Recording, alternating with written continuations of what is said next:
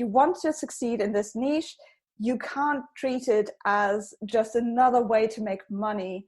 You have to be part of it. You have to be part of the voice of that space. And of course, that sometimes also includes disagreement. There are always people who are farther along on their ethical journey than I am, for example.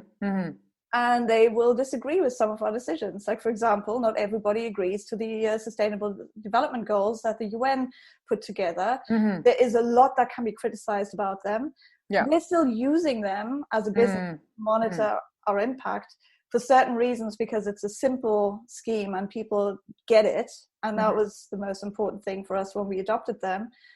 But yes, that sometimes, and those conversations, you can only have those conversations, I think, if you're part of that community. If you start a company and you say, oh, let's go after conscious consumers because that's the next best way to get rich, that's never going to work, because there's not a connection, the trust is missing. There's so much you don't know. You have to be honest about it and really sincerely want to be part of the change in order to drive it forward, and then people will also trust you and you'll be able to make a good living. Like, it's not a way to become a millionaire easily, but I don't think that's what it should be about either. So I'm happy. No, and you are very successful. I mean, you were just mentioning to me, like, wow, last year was already busy and this year is very busy. And, you know, you always seem like, even when we text with each other, like, okay, I'll have a window here, have a window there. You obviously are busy. So that's amazing. And I'm so happy also, because I'm, of course, also I really value and respect you. And I think it's amazing, you know, because I think you were already, of course, an ethical person who are now using these ethics also in your company, right? Like, well, yeah, thank you. And yes, absolutely. That's the reason why I left my previous job.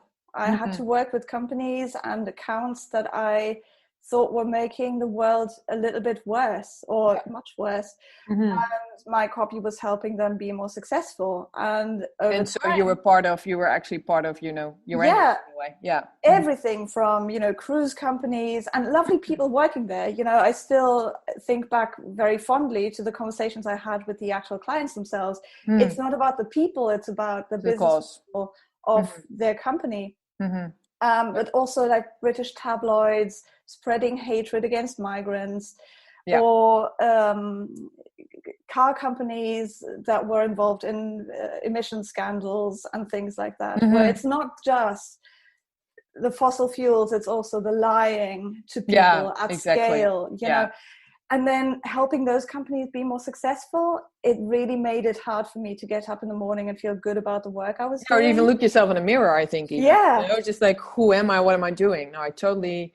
And do you still get that? Do you still get clients do you have to say no to people because you don't feel that would be ethically responsible for you as from scratch? Like, do you still get that now, or? Yes, not very often.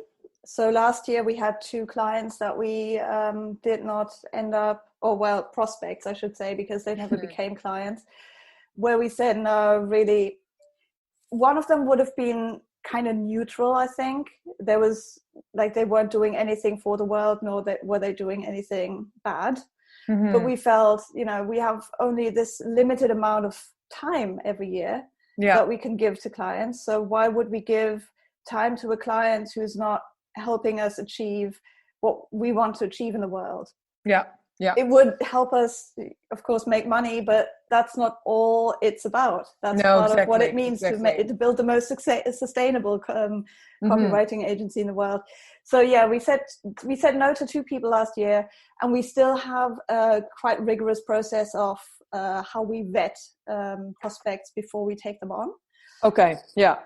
But usually, actually, it's self-selecting. People who don't believe in what we believe in tend not to get in touch in the first place. No, because I also feel, is it for you as well? Because I feel that also with me, or, you know, it's like what you put out there is what you get back, right? I mean, you put out there, you have an ethical business. So I would say that also gets, the response is also from people who are in, you know, speaking the same language in a way. Totally. And it's partly also how people find us in the first place. Because we don't do Facebook ads or Instagram ads or anything else that puts us in front of loads of people. Okay, that's interesting too. You don't have to. Like on Wow. one hand, I'm happy not to spend any money on networks and platforms that I don't think are helping the world to become a more equitable place. Mm-hmm.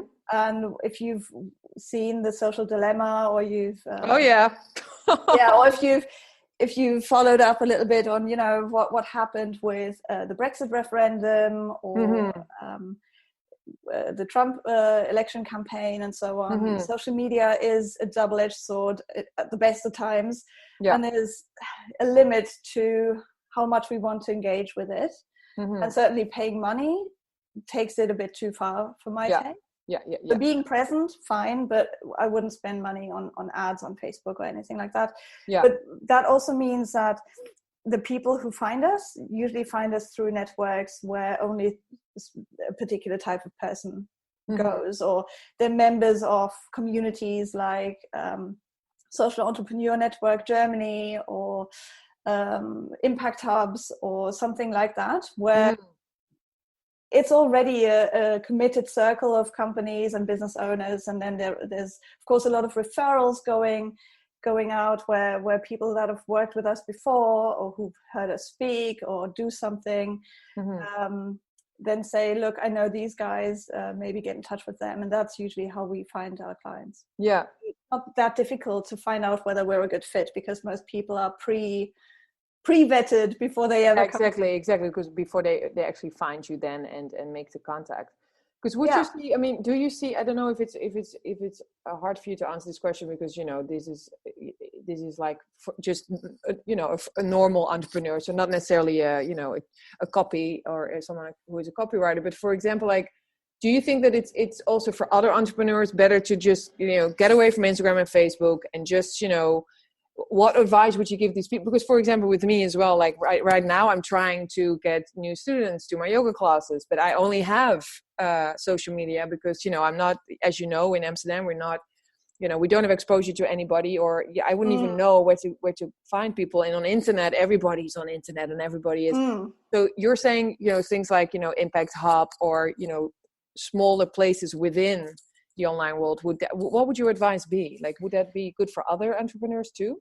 It's a great question. So because I don't do any Facebook advertising or Instagram advertising for my own company, I'm also unlikely to sell it to a client. Of course, there are some that still want to go down that road, but what we would suggest you do first is find your tribe, find your community online, and hang out with them. Just be in those spaces. It's free of charge. Yes, you have to spend a little bit of time, but it also helps you get to know people better and differently, which means you learn a lot that can make your offer better for them. So you become more attractive to them immediately, and you can have those conversations that are going to be much more convincing than most ads will ever be.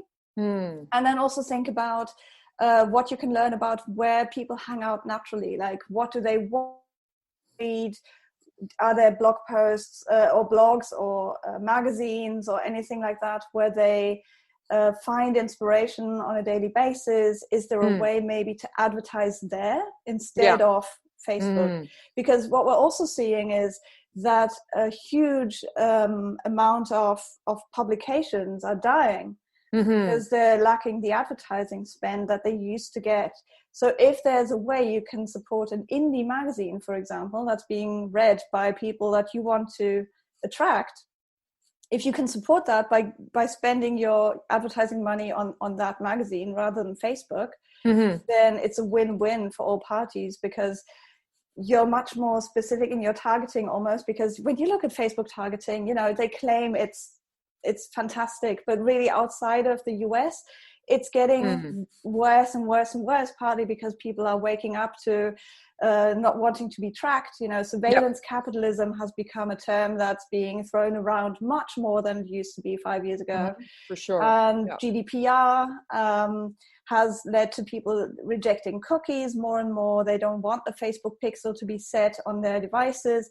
So it's like, it's getting like, all of this stuff is getting worse over time for European audiences, because European audiences are less likely to be tracked than some others. And so especially if you're based around here, I would recommend look at other sources, because you're going to have more success in the long run as well. Because are there other online spaces people are hanging out on besides Facebook and Instagram? Increasingly so, yes. Depending on what you do. There are alternative networks. For example, I know a couple of people in the ethical world that have started their own personal or private networks on Mighty Networks, where you're using the infrastructure, but really you've got a private space that is not used for advertising or anything like that. It means it's usually a paid for space by the owner, but it just gives you more privacy and less interference by a big corporation. In Germany, there's the new Reflector network. I think they're looking to expand internationally at some point as well, but really this is just for people who consider themselves change makers in whatever capacity. It could be personal activism, it could be a whole city being on that platform in order to coordinate certain activities. Nice. And companies as well, and universities doing interesting conferences and stuff like that. And again, this is, some features need to be paid because they enable a company or a team to work at scale. But the baseline functionality is free of charge, and also free of advertising, and I think also free of any non-functional cookies. So it's really private. And is Impact Hub also a space like that? Do I have to imagine it? Because I don't know what Impact Hub is. But Okay. Yes, so Impact Hub is an interesting one because it's a mix of co-working, accelerators, incubators, and a global online community. I don't know how many Impact Hubs there are at the moment, but I think last time I checked there were over 100, and they're in like almost every country in the world. I think Belgium doesn't have one, which I find really sad. But we have Impact Hub Amsterdam, which is one of the first that were ever founded. In London, I think at some point they had 3. There's a couple of them dotted across Africa as well. Like I think Ghana has one, Kenya has one, South Africa has 1 or 2, I think. And so they're on every continent except Antarctica.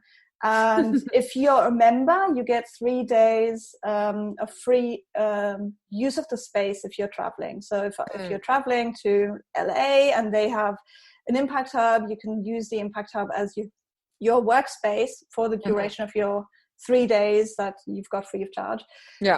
They really want to foster international collaboration on certain key issues that we face as people in the world.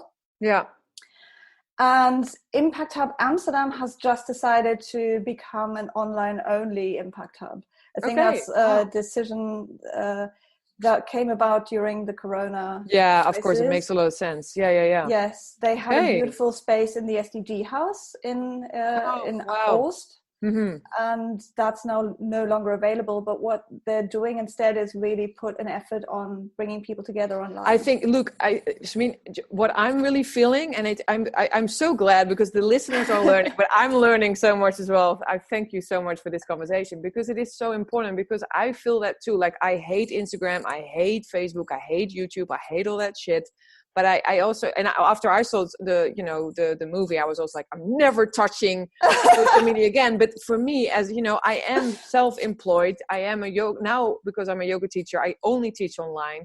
I moved to Amsterdam last year. No one really knows me here yet. So I used to travel. Like, it's just really hard. So to know that there's other spaces that I can hang out with, even if I have to pay for it, I will, so I think it's amazing that even, hangout spaces online are growing and this ethical community. It's so important. Yeah. And so for your listeners around here, if you want to be a member of Impact Hub Amsterdam, I think their Connect membership is something like 75 euros per quarter. I think that's, or maybe it's less now.